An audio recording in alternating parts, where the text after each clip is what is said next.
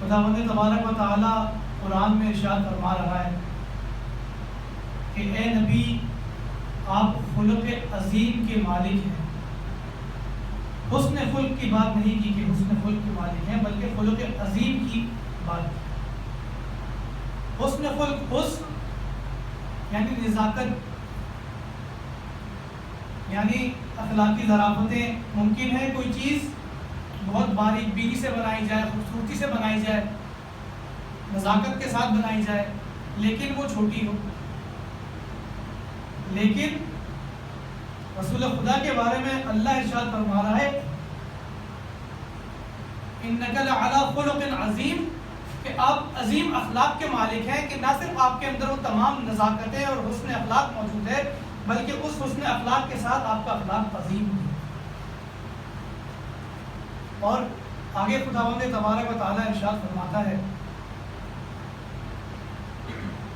کہ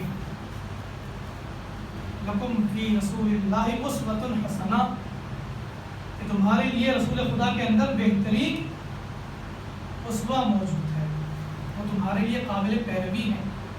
اور صرف رسول خدا ہی نہیں، بلکہ جس کو رسول خدا نے کہا کہ وہ مجھ سے ہے، وہ سب قابل پیروی ہیں، واجب الاطاعہ ہیں. کبھی کسی مقام پر رسول خدا نے فرمایا علی منی وانا من علی، حسن منی وانا من حسن، حسین منی وانا من حسین. علی مجھ سے ہیں، میں علی سے ہوں. حسن مجھ سے ہیں، میں حسن سے ہوں. حسین مجھ سے ہیں اور میں حسین سے ہوں. یہ سب واجب الاطاعہ ہیں اور سب خلق عظیم کے مالک ہیں. امام رضا کی شہادت کے عنوان سے آج امام رضا کی زندگانی کے بارے میں اور ان کی سیرت کے بارے میں گفتگو کرنا چاہتا ہوں. درود بھیجتا ہوں محمد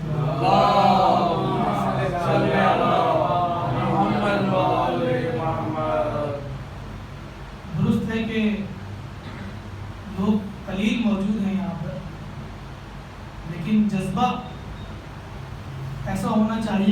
پر غالب آ جائیں. اتنی خاموش مزاجی اور اتنا سکون.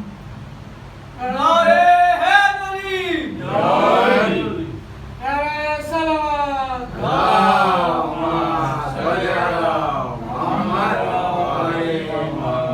کیونکہ اگر آغاز مجلس میں اس قدر نیند کا عدم ہوگا. ابھی تو میں نے مطالب بیان نہیں کیے. درود بھیجو محمد وعلى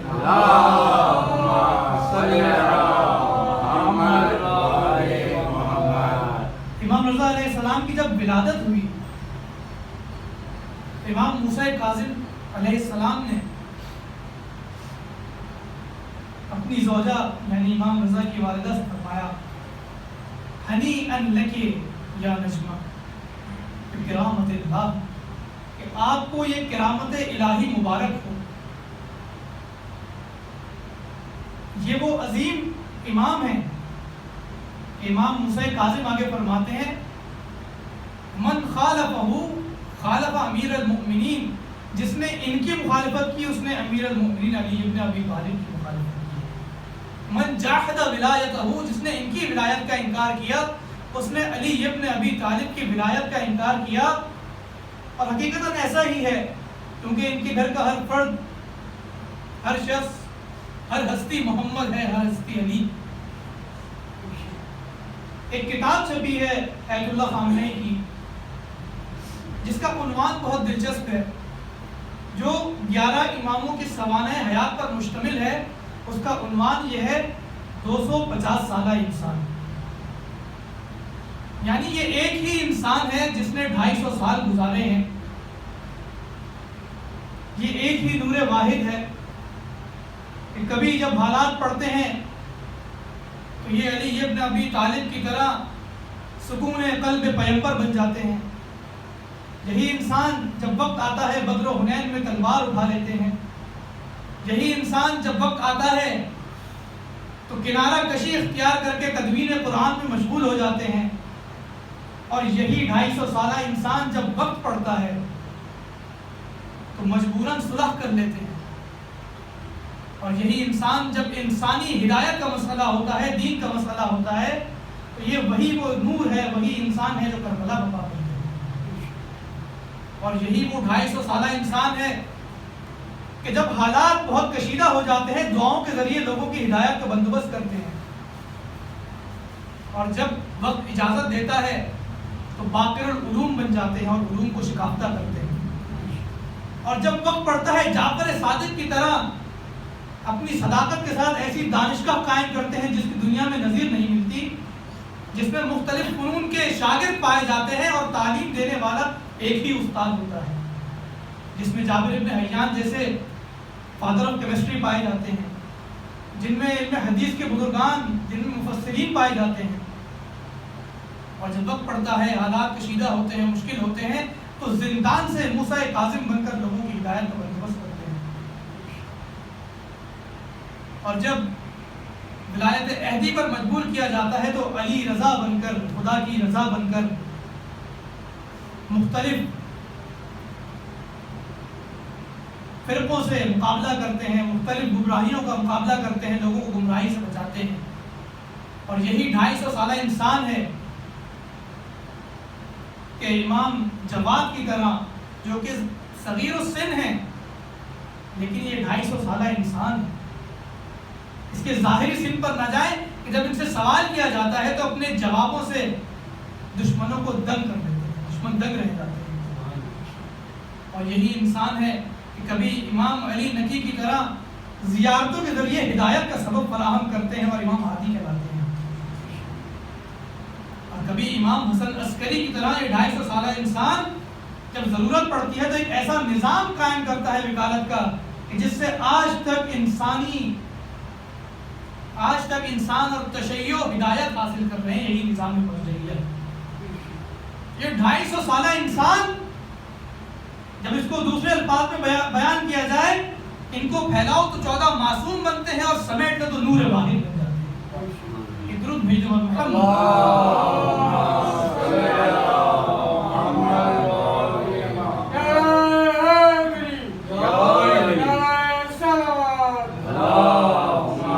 صلی اللہ امام رضا علیہ السلام وہ عظیم ہستی ہیں کہ ابھی دنیا میں آئے نہیں ہیں، ابھی ولادت ہوئی نہیں ہے، اور رسول خدا فرما رہے ہیں ستدفن بضعۃ منی بخراسان، کہ میرے جگر کا ایک ٹکڑا خراسان میں دفن ہوگا. من زارہ، اور جو بھی اس کی زیارت کرے گا، اگر پریشان حال ہوگا اس کی پریشانی دور ہوگی، اور اگر گناہگار ہوگا اس کے گناہ معاف ہوں گے، اور اس کے قلب کو ایک فرحت ملے گی. جو لوگ امام رضا کی زیارت پر مشرف ہوئے وہ جانتے ہیں کہ جب حرم میں آپ داخل ہوتے ہیں جتنے بھی پریشان ہو ساری پریشانیاں انسان بھول جاتا ہے سکون میں. وہ مقام ہے جہاں دعائیں مستجاب ہوتی ہیں. ایسے مقام پر انسان کو متوجہ بھی رہنا چاہیے کیا دعا مانگ رہا ہے، اور دعا بھی پوری توجہ کے ساتھ مانگے. ایک لطیف واقعہ ہے، ہمارے اساتذہ بیان کرتے تھے کہ ایک طالب علم امام رضا کے روضے پر گیا اور دعا مانگنے لگا. شرم بہت آتی تھی، شرم مزاج جیسے کہتے ہیں. اب مولا سے دعا مانگنا ہی چاہتا تھا کہ مولا میری شادی ہو جائے، مجھے بیوی مل جائے کوئی. اور وہاں پر لیکن شرم آنے لگی تو مولا سے کہا کہ مولا مجھے بچہ دے دیں، میرا کوئی بچہ ہو جائے، بیٹا دے دیں. اب اس نے دعا مانگی کہ مولا کوئی بچہ دے دیں. تو ابھی کہہ رہا ہے میں دعا مانگ کے کھڑا ہوئے تھا صحن میں کہ ایک خاتون آئی اور کہا کہ آپ ذرا اس بچے کی دیکھ بھال کریں گے. تو میں نے بچے کو سنبھالا اور ایک خاتون گئی کہ میں نے کہا بات ہی ہوں گی. 1 گھنٹہ گزر گیا، 2 گھنٹے گزر گئے، میں پریشان. کہتے میں نے پریشان ہو کے آخر مولا سے کہا مولا ٹھیک ہے میں نے بچہ مانگا تھا لیکن ماں کے ساتھ. تو دعاؤں میں بھی انسان توجہ رکھے، وہ مقام ہے جہاں پہ دعا قبول ہوتی ہے. امام رضا علیہ السلام 35 سال کے جب ہوئے، جب والد گرامی کی شہادت ہوئی تو 35 سال کے تھے، اور 20 سال دوران امامت رہا امام کا. 10 سال جو ہارون الرشید کے ہم دور تھے، اور 5 سال مامون، اور 5 سال امیر، اور 5 سال مامون الرشید. حضور بیدر محمد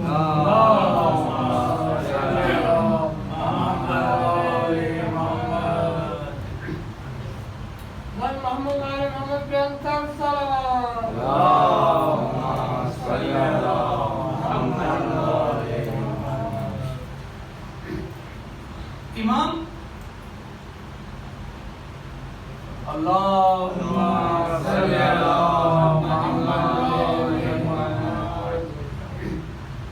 جب منصب امامت پر فائز ہوئے اپنی امامت کا اظہار کھلے عام کرتے تھے، جبکہ ان کے والد گرامی تقیہ کرتے تھے یا بہت سے مقامات پر نہیں بتاتے تھے کیونکہ شیعوں کے لیے بہت سی مشکلات تھی. امام رضا کے جو چاہنے والے تھے بعض امام کو کہتے تھے کہ آپ ایسے اعلان نہ بتائیں کہ آپ امام ہیں، کیونکہ ابھی بھی ہارون الرشید کی تلوار سے خون ٹپک رہا ہے اور کہیں وہ آپ کو قتل نہ کر دے. اب امام اپنے علم غیب سے یہاں پر فرماتے تھے کہ جیسے رسول خدا نے فرمایا کہ ابو جہل میرے سر کا ایک بال بھی کم نہیں کر سکتا، میرے سر کا ایک بال بھی بھیگا نہ ہوگا، اگر ایسا ہوا تو سمجھ لو میں نبی نہیں. تو یہ جان لو امام آگے فرماتے تھے کہ ہارون الرشید میرے سر کا ایک بال بھی بھیگا نہیں کر سکتا، کم نہیں کر سکتا، اگر ایسا ہوا تو جان لو میں امام نہیں. اپنے علم غیب سے فرماتے تھے.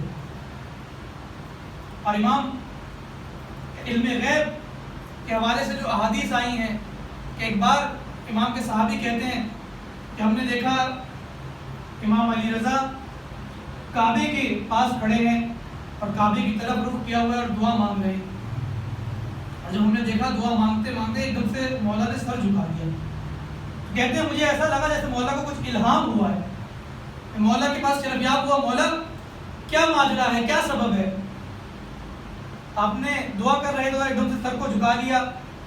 مولا نے فرمایا میں اپنے والد گرامی کے قاتل کے لیے اللہ کی لعنت طلب کر رہا تھا اور اللہ نے میری دعا کو مستجاب کر دیا اور بہت جلد اس کا خاتمہ ہوا. اور یہی ہوا کہ جعفر ابن بکرمی کے چند روز بھی امام مدینے تک واپس نہیں پہنچے تھے کہ ہارون الرشید نے اس کو قتل کر دیا. تو یہ امام کا علم غیب تھا اور عالم آل محمد کہلاتے تھے. امام موسیٰ کاظم علیہ السلام درود بھیجو.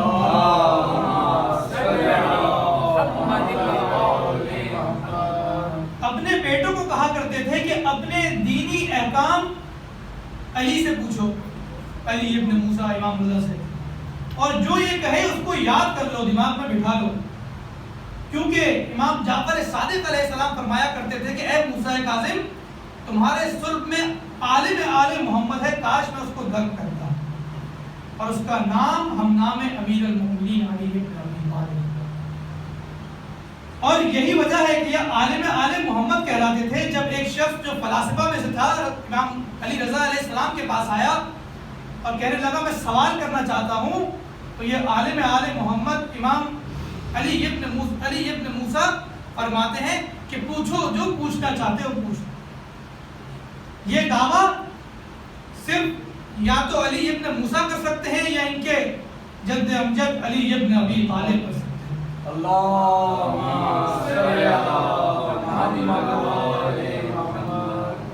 چاہے وہ کوفے کا ممبر ہو، اس پر بھی علی ابن ابی طالب ہو، سلونی سلونی قبل ان تفقدونی. چاہے وہ خراسان کا ممبر ہو، اس پہ بھی علی ابن موسیٰ رضا علی کی ہی اولاد ہے. تو آنے والے نے پوچھا کہ مجھے بتائیں کہ اللہ، جس اللہ کو آپ مانتے ہیں، اگر آپ نے جواب دیا میں آپ کی امامت کا اقرار کروں گا، وہ کہاں پر ہے اور اس کی کیفیت کیا ہے، یا اس کی کیفیت کیا تھی، اور وہ کس چیز پر استادہ ہے، کس چیز پر اس کا بھروسہ ہے.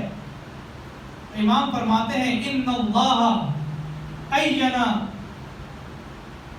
العین بلا عین کیف الکیف بلا کیف.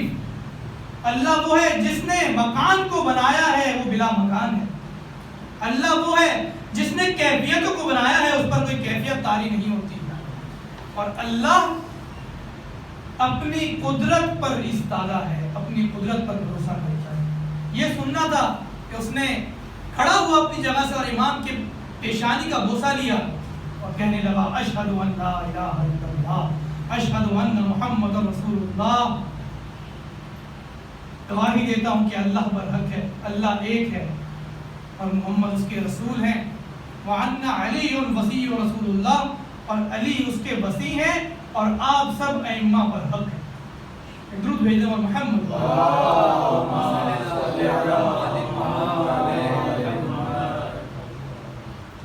امام کا مقابلہ سب سے پہلا واسطہ جس گمراہ فرقے سے پڑا وہ واقفیہ وقف سے نکلا ہے. وقفہ جو امام موسیٰ کاظم تک رک گئے کہ امام موسیٰ کاظم کے بعد کوئی امام نہیں ہے، وقفہ لے لیا وہاں پہ، وہ واقفیہ کہنا ہے.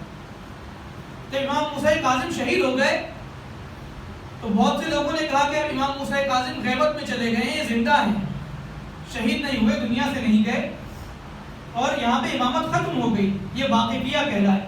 اور امام رضا کی ولایت کا، ان کی امامت کا انکار کرتے رہے. اور اس میں بڑے بڑے لوگ شامل تھے جو حتیٰ کہ امام موسیٰ کاظم کے نمائندے رہ چکے تھے. بہت سے لوگ یہاں پہ بھی سوال کرتے ہیں کہ فلاں نمائندہ ہے، فلاں شخصیت کا نمائندہ ہے. نمائندہ ہونے سے کچھ نہیں ہوتا، بلکہ اس کے اعمال بتاتے ہیں وہ کیا ہے. ان میں سے ایک شخص امام کے ایک خاص صحابی امام موسیٰ کاظم کے صحابی یونس ابن عبد الرحمن، جنہوں نے بصیرت کے ساتھ امامت کا دفاع کیا، امام علی رضا کی ولایت کا دفاع کیا، وہ فرماتے ہیں کہ جب امام موسیٰ کاظم شہید ہو گئے تو ان کے کچھ نمائندے جن کے پاس اچھی خاصی رقم موجود تھی، مثلا زیاد قندی کے پاس 70,000 دینار موجود تھے، مثلا علی ابن حمزہ کے پاس 30,000 دینار موجود تھے. اب جب کسی کے پاس اتنے پیسے موجود ہوں تو پیسوں کی لالچ تو آئی نہیں. اب پیسوں کی لالچ آئی کہ ہم ان پیسوں کو استعمال کر لیں، اس کی طرف کھینچتے چلے گئے اور امام کی شہادت کا انکار کر دیا. تو یونس ابن عبد الرحمن کہتے ہیں کہ جب مجھ پہ یہ منکشف ہوا اور میں امامت امام رضا کے حق کا قائل ہو گیا اور مجھ پہ یہ روز روشن کی طرح آیا ہو گیا تو میں اس کا جگہ جگہ دفاع کرتا تھا اور ان لوگوں کی مخالفت کرتا تھا. ان لوگوں نے مجھے دعوت دی کہ تمہاری کیا مسئلہ ہے, پیسے کی کمی ہے, کیوں یہ کام کرتے ہو, چھوڑ دو, ہم تم کو 10,000 دینار دیتے ہیں, یہ عمل چھوڑ دو. تو آگے جو روایت ہے وہ بہت اہم ہے, جملہ ہے. آگے فرماتے ہیں جناب یونس بن عبد الرحمن کہ ان کے جواب میں کہتے ہیں کہ کیا ہم نے امام جعفر صادق سے یہ روایت نہیں نقل کی؟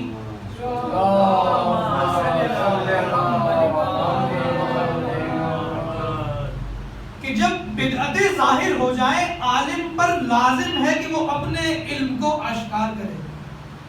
اگر وہ ایسا نہ کرے اس کے دل سے نور ایمان ظاہر ہو جائے گا. اب معاشرے میں اگر بگاڑ ہے, جگہ جگہ خرافات ہیں, اور عالم یہ چاہے کہ وہ لوگوں سے باہوا سمیٹے اور اس پر کوئی گفتگو نہ کرے, معاشرے کے اندر مختلف رسومات ہیں جو تعلیم اہل بیت کے خلاف ہوں, اس پر گفتگو نہ ہو, تو ایسے عالم کے دل سے نور ایمان چلا جاتا ہے. تو یہ عالم پر لازم ہے وہاں اپنے علم کا اظہار کرے. کیوں کہ جب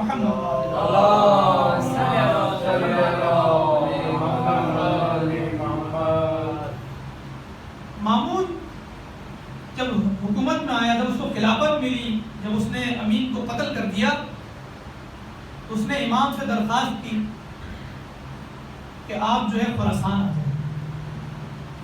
امام کافی عرصے تک انکار کرتے رہے, لیکن امام کو جب اس نے مجبور کر ڈالا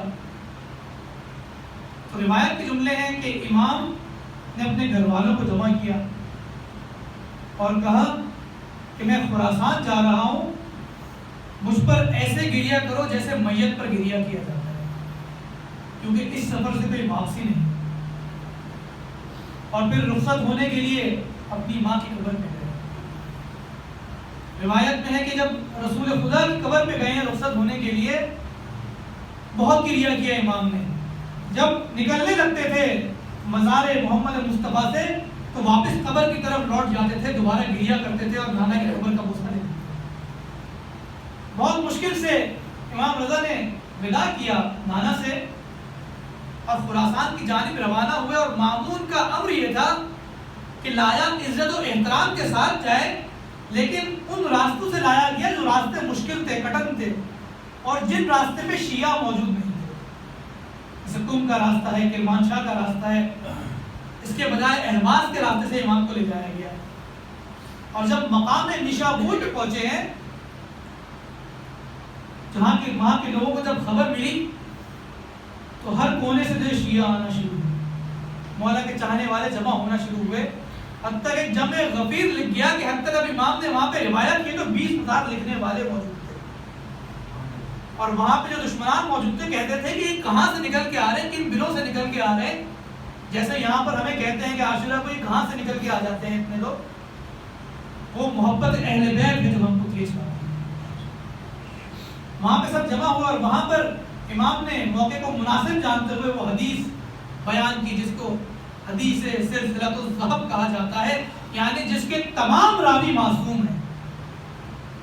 امام ممبر پہ گئے اور وہاں پہ حدیث نقل کی کہ میں نے اپنے والد گرامی اور انہوں نے اپنے والد گرامی اور انہوں نے اپنے والد گرامی اور انہوں نے امام علی اور انہوں نے رسول خدا محمد مصطفیٰ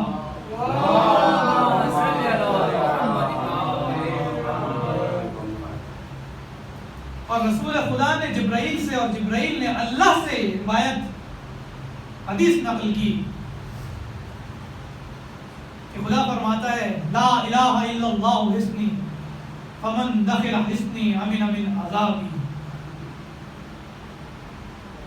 یہ کلمہ لا الہ الا اللہ توحید جو ہے میرا قلعہ ہے, جو بھی اس میں داخل ہو جائے گا میرے عذاب سے محفوظ ہو جائے گا.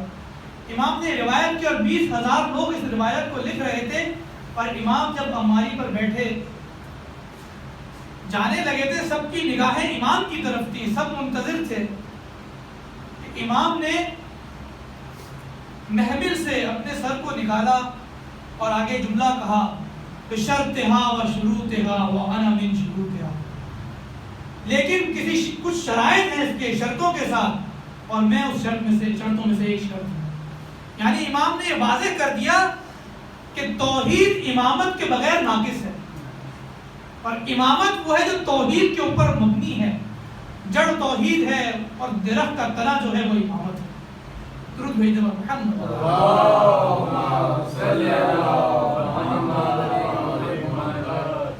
جب امام خراسان کے نزدیک پہنچے، مرو کے نزدیک پہنچے، تو مامون علی الظاہر احترام کے لیے اپنے تمام بڑے درباریوں کے ساتھ، وزیروں کے ساتھ امام کے استقبال کے لیے آیا، اور جب استقبال کے لیے آیا تو امام کو اس نے خلافت کی پیشکش کی۔ وہ خلافت کی پیشکش کرتا تھا، امام انکار کرتے تھے۔ فضل ابن سہل کہتا ہے جو مامون کا وزیر ہے کہ میں نے آج تک زندگی میں خلافت کو اتنا ذلیل و رسوا ہوتے ہوئے نہیں دیکھا کہ ایک طرف خلافت کی پیشکش کی جا رہی ہو اور دوسری طرف علی ابن موسیٰ خلافت کو انکار کر رہے ہوں، اور یہ اس علی ابن ابی طالب کے ماننے والے ہیں کہ جب مولا نے کہا تھا اے قمبر کہ میرے اس جوتے کی جو پیبند زدہ ہیں، جس پر پیبند لگے، اس کی تمہارے نزدیک بازار میں کیا قیمت ہے؟ کاش مولا ہم سے یہ سوال پوچھتے، ہم مولا کو بتاتے اس جوتے کی کیا قیمت ہے ہمارے نزدیک۔ قمبر نے جواب دیا کہ مولا بازار میں اس کی کوئی قیمت نہیں۔ تو مولا فرماتے ہیں تمہاری یہ خلافت، یہ حکومت اتنی قیمت بھی نہیں رکھتی جتنے جوتے میرے نزدیک قیمت۔ فضل بن سہل کہتا ہے میں نے آج تک خلافت کو اتنا رسوا و ذلیل ہوتے ہوئے نہیں دیکھا۔ درود بھیجو محمد۔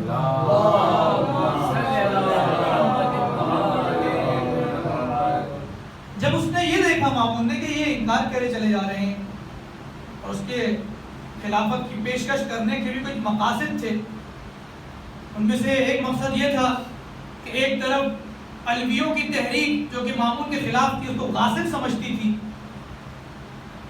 دوسری طرف جو عرب تھے اس کو ایرانی سمجھ کر، عجم سمجھ کر اس کے خلاف تھے، تیسری طرف جو امین کے رشتہ دار تھے سارے وہ بڑے بڑے عرب کے لوگ تھے وہ اس کے خلاف تھے۔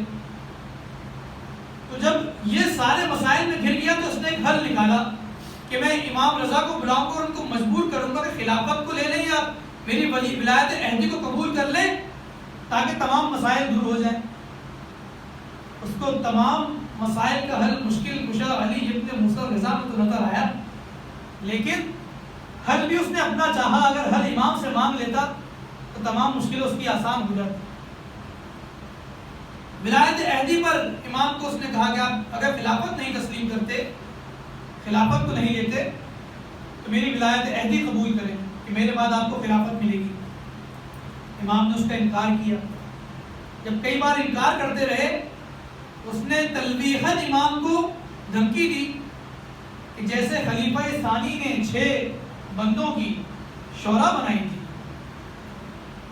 جی توجہ ہوگی، جس میں علی ابن ابی طالب بھی تھے، اور کہا تھا جب تک خلافت کا فیصلہ نہ ہو جائے 3 دن میں کوئی باہر نہیں آئے گا، اگر فیصلہ نہ ہو سب کی گردنیں اڑا دو۔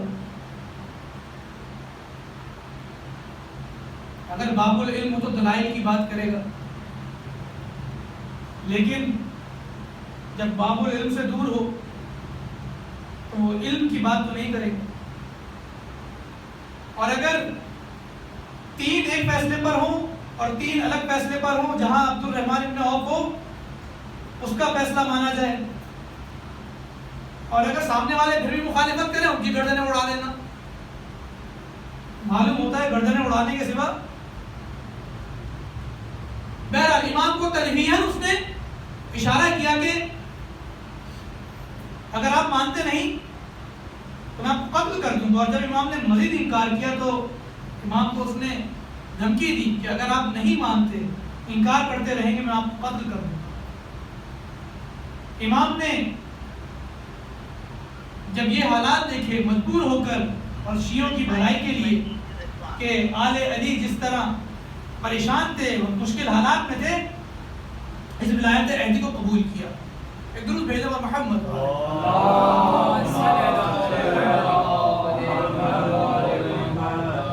اس سے بہتر درود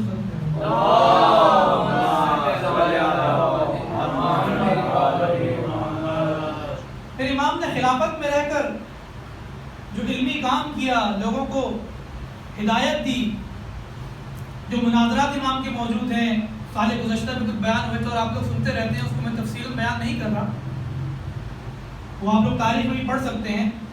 لیکن مامون کی جو سازش تھی کہ امام رضا کو نقصان پہنچایا جائے، ان کی شخصیت کو نقصان پہنچایا جائے حکومت میں لا کر، لیکن اس کے برعکس ہونے لگا. وہ ولی عہد تھے، خلیفہ نہیں تھے، لیکن سب سے زیادہ محبوب تھے. لوگ ان کو چاہتے تھے، لوگ ان کے پاس سوال کرنے آتے تھے. اور جب بارش نہیں ہو رہی تھی، قحط پڑ گیا، امام موسیٰ رضا سے کہا گیا کہ آپ آئیے دعا کریے. اور امام نے کہا کہ میں نے محمد مصطفیٰ ولی مرتضیٰ اپنے جد امجد کو خواب میں دیکھا ہے کہ پیر کے دن جا کے دعا کرنا. اور امام بیابان میں اور دعا کے لیے ہاتھ اٹھایا، اور ہاتھ اٹھانا تھا کہ اوپر سے بارش، ابر باران، ابر رحمت برس پڑے. بس یہ واقعات تھے کہ مامون چاہتا تھا کہ ان کی شخصیت کو گرا دے اور لوگ ان کی طرف کھنچتے ہوئے چلے آتے تھے. اس کی وجہ یہ تھی کہ مامون ان کے دماغوں پہ حکومت کرنا چاہتا تھا، اور امام علی ابن موسیٰ رضا لوگوں کے دلوں پر حکومت کرتے تھے. درود بھیجو محمد.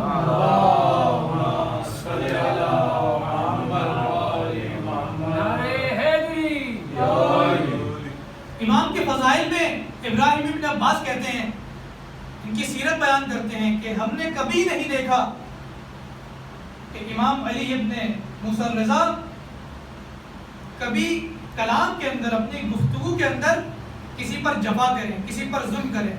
ہم نے کبھی نہیں دیکھا کہ امام کسی کی قطع کلامی کریں، بلکہ وہ لوگوں کی باتوں کو مکمل ہونے دیتے تھے. ہمارے یہ کہتے ہیں بھائی آپ ایک منٹ کے لیے خاموش ہو جائیں، میں پہلے اپنی بات کروں. اگلے کو وقت نہیں دیتے، موقع نہیں دیتے، ترکی و ترکی جواب دیتے ہیں. اگلے کی بات مکمل نہیں ہوئی، پہلے میں اپنی بات کروں. لیکن امام کی سیرت یہ تھی اگلے کی بات مکمل ہونے دیتے تھے. امام کے پاس جب کوئی حاجت لے کے آتا تھا تو اس کی حاجت روائی کرتے تھے. اگر امکان موجود ہوتا تھا تو وہ کبھی مایوس کرتے نہیں جاتا. اور امام فرماتے ہیں ہم نے امام کو کبھی کسی کے سامنے پیر دراز کرتے ہوئے نہیں دیکھا.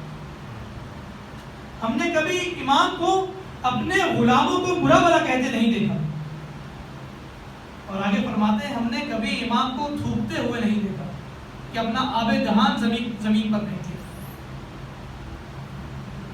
اور ہمارا معاشرہ آب دہان پھینکتے رہتے ہیں زمین پر. گٹکا کھایا، پان کھایا، لیکن امام کی سیرت یہ ہے ان کو کبھی کسی نے تھوک پھینکتے ہوئے، آب دہان پھینکتے ہوئے، آب دہان زمین پر پھینکتے ہوئے نہیں دیکھا. درود بھیجو محمد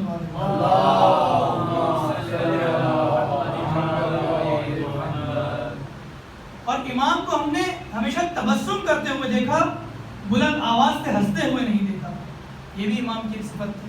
اور جب دسترخوان پہ بیٹھتے تھے اپنے تمام غلاموں کے ساتھ بیٹھتے تھے اور فرماتے تھے، جب کسی نے اشکال کیا کہ آپ سیاہ غلاموں کے ساتھ بیٹھے ہیں تو کہتے تھے خبردار، سب آدم و حوا کے بیٹے ہیں، سب برابر ہیں، سب کو اللہ نے بنایا ہے. یہ امام کی سیرت تھی.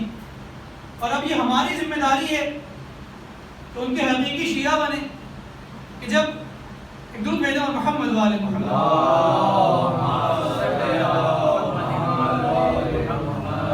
بس یہ آخری روایت اور آپ کی زحمتیں تمام کہ امام کے پاس خراسان میں مدینے سے کچھ لوگ آئے، اور جب وہ امام سے ملنے کے لیے آئے، امام کے خالق سے ملے اور امام سے کہا کہ نحن شیعۃ علی ابن ابی طالب، ہم امام علی علیہ السلام کی شیعہ ہیں اور علی ابن موسیٰ رضا سے ملنا چاہتے ہیں، ہمیں اجازت دیجیے اور مولا سے کہیے. جب مولا کے پاس گئے کہنے لگے کہ آپ کے کچھ شیعہ آئے ہیں تو کہہ رہے ہیں ہم شیعہ علی ابن ابی طالب ہیں. تو مولا نے فرمایا تو کہہ دو انا مشغول ہوں، میں ابھی مصروف ہوں. حتیٰ کہ دوسرے دن آئے اور یہی بات انہوں نے تکرار کی تو مولا نے کہا کہ ان کو کہہ دو میں ابھی مصروف ہوں، میں ملاقات نہیں کر سکتا۔ تیسرے دن آئے، بہت ناراض ہوئے، کہنے لگے ہم اتنی دور سے سفر کر کے آئے اور علی ابن موسیٰ رضا ہم سے ملاقات کے لیے تیار نہیں۔ اذن ملا، اجازت ملی، اندر گئے اور پوچھنے لگے کہ مولا آپ نے 2 دن کا وقفہ دیا، 2 دن تک ہم سے ملاقات نہیں کی، کیا وجہ ہے؟ تو مولا کہتے ہیں اس لیے کہ تم لوگ اپنے دعوے میں سچے نہیں ہو، تم لوگ کہتے ہو نحن شیعۃ علی ابن ابی طالب، ہم امام علی کے شیعہ ہیں۔ آگے امام فرماتے ہیں علی کے شیعہ کون ہیں؟ علی کے شیعہ قنبر ہیں، علی کے شیعہ مقداد ہیں، علی کے شیعہ سلمان ہیں، علی کے شیعہ ابو ذر ہیں، علی کے شیعہ محمد ابن ابی بکر ہیں، یہ ہے علی کے شیعہ۔ وَأَنْتُمْ فِي أَكْثَرِ أَعْمَالِكُمْ مُخَالِفُونَ، تم اپنے اکثر اعمال میں امام علی کے اعمال سے مخالف ہو۔ مولائے متقیان کہ شیعہ ہونے کا بھی دعویٰ کرے کوئی اور یتیموں کی دلجوئی بھی نہ کرے، ان کے پرسان حال بھی نہ ہو، مولا کے شیعہ ہونے کا دعویٰ کرے اور نمازی بھی نہ ہو، غریبوں کی مدد بھی نہ کرتا ہو۔ توجہ ہے، امام فرماتے ہیں وَأَنْتُمْ فِي أَكْثَرِ أَعْمَالِكُمْ مُخَالِفُونَ وَالْمُقَصِّرُونَ فِي الْفَرَائِضِ، اور تم لوگ اپنے فرائض کے اندر جو فریضے ہیں واجبات ہیں اس میں مقصر، مستحبات میں نہیں۔ چلو مستحبات چھوٹ گئے تو چھوٹ گئے، مسئلہ نہیں ہے، گناہ نہیں ہے اس میں، لیکن تم لوگ اپنے فرائض کے اندر نماز میں کم و کسری کرتے ہو، روزے کے اندر مقصر ہو، صحیح طرح روزہ بجا نہیں لاتے، خمس نہیں دیتے۔ خود امام رضا نے فرمایا، 3 دفعہ فرمایا جو خمس نہ دے ہم اس کو کبھی معاف نہیں کریں گے۔ پیسہ ہے حج پہ نہیں جا رہے ہو، پیسہ ہے کسی مومن کی جو کہ محتاج ہے اس کی مدد نہیں کر رہے، ڈاکٹر ہو کسی کی جان بچانی ہے، واجب ہے جان بچانا، لیکن اس کی جان نہیں بچا رہے ہو، اپنے فرائض کے اندر مقصر ہو۔ اور تیسرا یہ امام نے فرمایا کہ تم لوگوں کے حقوق کی رعایت نہیں کرتے ہو۔ اپنے گھر کے اندر آپ نے بلند آواز سے شور شرابہ کر رہے ہیں، آپ نے کوئی آواز لگائی ہوئی ہے، دوسرے کو اذیت پہنچ رہی ہے۔ حتیٰ کہ آیت اللہ قراتی فرماتے ہیں کہ بعض علاقوں میں جب صبح کی اذان سے پہلے بلند آواز سے قرآن کی قرات لگائی جاتی تھی تو فرماتے ہیں آپ کو اجازت نہیں ہے، لوگ سو رہے ہیں آپ بلند آواز میں قرآن لگا رہے ہیں، آپ کو اجازت نہیں ہے اس کی، لوگوں کو اذیت پہنچ رہی ہے، آپ پوری راتوں میں بلند آواز سے لوگوں کو اذیت پہنچائیں، اس کا حق نہیں ہے، آپ کو اجازت نہیں ہے، حق الناس کا آپ لوگ رعایت نہیں کرتے۔ امام گلہ کر رہے ہیں، شکوہ کر رہے ہیں کہ تم شیعہ ہونے کا دعویٰ بھی کرتے ہو اور لوگوں کے حقوق کو رعایت بھی نہیں کرتے ہو۔ آج کے زمانے کی اگر مثال دوں تو آپ جب لائنوں میں کھڑے ہو تو کسی لائن میں کھڑے ہوئے لائن توڑ کے آگے چلے جاتے ہیں، جہاں پارکنگ کی جگہ نہیں ہے وہاں پارک کر دیتے ہیں، نماز کے لیے جا رہے ہیں بیچ راستے میں جمعے کی نماز میں نکل جائے، بیچ راستے میں جو ہے آپ گاڑی کھڑی کر کے چلے گئے۔ ایسا کرنے والا شیعہ علی ابن ابی طالب نہیں ہے۔ اور چوتھی اور پانچویں چیز یہ ہے کہ امام کہتے ہیں جہاں بولنے کی جگہ ہے وہاں خاموش ہو جاتے ہو، جہاں خاموش ہونے کی جگہ ہے وہاں بول پڑتے ہو، جہاں ظلم ہو رہا ہے وہاں آواز اٹھانے کی جگہ ہے، قوموا للظالم خصما وللمظلوم عونا، کہ ظالم کے خلاف آواز کو بلند کرو اور مظلوم کی مددگار بنو۔ جہاں ولایت اور امامت پر بات آ جائے وہاں تقیہ کی جگہ نہیں ہے، وہاں بولنے کی جگہ ہے، وہاں آواز اٹھاؤ۔ اور جہاں پہ خاموش رہنے کی جگہ ہے، پردہ پوشی کی جگہ ہے، وہاں آپ بول پڑتے ہو۔ اللہ نے امام رضا علیہ السلام کے اور تمام ائمہ کے بہترین شیعہ بننے کی توفیق عنایت فرمائے۔ امام رضا کی زندگی کے حوالے سے بہت کچھ بیان کرنے کو ہے، لیکن وقت میں ابھی اتنی گنجائش نہیں، بہت سارے مطالب تھے اور بھی حدیثیں تھیں میں نے سوچی ہوئی تھی، لیکن وقت بھی نہیں ہے اور آپ لوگ بھی تھک گئے ہیں، تو بس میں اپنے کلام کو یہیں خاتمہ کرتا ہوں۔ درود بھیجے امام رضا کی ذات پر۔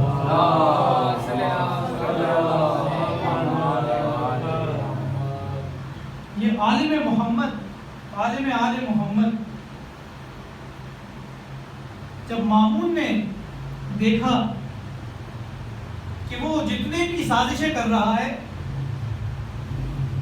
علی ابن موسیٰ رضا ستارے کی طرح چمکتے جا رہے ہیں، دمکتے جا رہے ہیں، وہ ہر سازش کو ناکام بناتے جا رہے ہیں، آخر میں مجبور ہوا اور کوئی چارہ اور کوئی اس وقت بچا نہیں، کوئی حربہ نہیں بچا، جب اس نے دیکھا کہ نور امامت، نور ولایت، نور علم نبی کے سامنے اس کے پاس کوئی اور راستہ نہیں اپنی خلافت کو بچانے کے لیے کہ کل کو لوگ اس سے باقی نہ ہو جائیں، اس نے امام رضا علیہ السلام کو زہر پینے پر مجبور کیا، زہر دیا۔ کہتے ہیں کہ وہ زہر اتنا سخت تھا، اتنا شدید تھا، اتنا اس کا اثر کاری تھا کہ امام رضا جب اپنے حجرے میں آئے ہیں، امام رضا کے جسم کا رنگ متغیر ہو چکا۔ امام نے اسی حالت میں نماز پڑھی اور امام اسی حالت میں نماز پڑھی، اور جب زہر جسم پہ اثر کر رہا ہوتا ہے انسان کو پیاس بہت شدید ہوتی ہے۔ امام رضا کو بہت شدید پیاس کر گئی، لیکن امام کے صحابی موجود تھے، امام کو پانی دینے والے موجود تھے۔ میں کہوں گا یا امام رضا، کربلا کے اندر نہر فرات سے وحشی جانور تو پانی پی سکتے تھے، لیکن حسین ابن علی ابن ابی طالب کو پانی میسر نہ ہوا۔ جب حسین پانی مانگتے تھے تو آگے سے کہا جاتا تھا تم کو، اے حسین آپ کو چند قطرے پانی بھی میسر نہیں آئیں گے۔ جب امام رضا دنیا سے رخصت ہوئے، جب شہادت ہوئی امام علی رضا کی، غریب الوطن تھے، ساتھ کوئی گھر والا نہ تھا، بہت غربت کے عالم میں دنیا سے گئے، امام پر گریہ کرنے والی بہنیں موجود نہ تھیں۔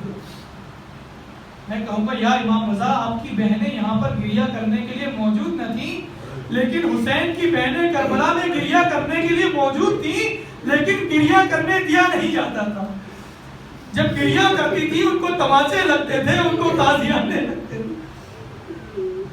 امام رضا، یا میرے مولا، جب آپ دنیا سے رخصت ہوئے، آپ کو غسل و کفن دیا گیا، آپ کا جنازہ شان و شوکت کے ساتھ اٹھا، جب آپ کے جد امام حسین ہمارے آقا زہرا کا لال جب زمین کربلا پر شہید کر دیے گئے تو ان کا بے گور و کفن لاشا 3 دن تک زمین کربلا پر پڑا رہا، اور صرف امام حسین کے قتل پہ ہی قانے نہیں ہوئے، بلکہ 10 گھوڑے سوار تیار کیے گئے جو حسین کی لاشیں رکھی ہوئی،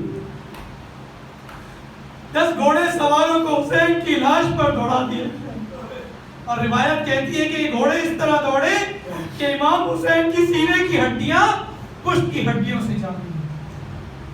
میں کہوں گا یا امام رضا، جب آپ دنیا سے گئے، آپ کو شان و شوکت کے ساتھ دفنایا گیا، آپ کی بہنیں موجود نہ تھیں گریہ کرنے کے لیے، لیکن کم سے کم آپ مطمئن تھے آپ کی بہنیں حفظ و امان میں ہیں، آپ کے گھر والے حفظ و امان میں ہیں۔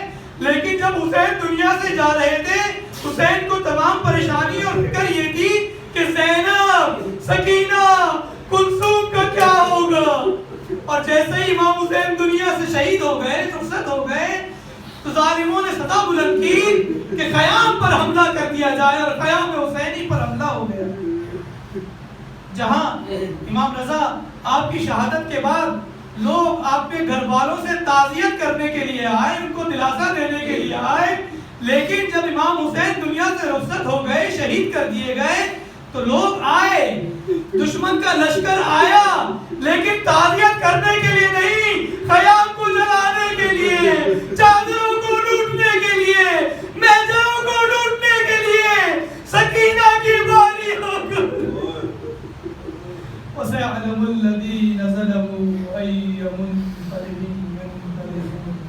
اے اللہ، اے پروردگار، اے ہمارے پانے والے، ہمارے گناہان صغیرہ و کبیرہ کو معاف فرما۔ اے اللہ، مراج اعظام کی حفاظت فرما۔ اے اللہ، جو پریشان حال ہیں ان کی پریشانیاں دور فرما۔ اے اللہ، جو بے اولاد ہیں ان کو اولاد نرینہ عطا فرما۔ اے اللہ، مجاہدین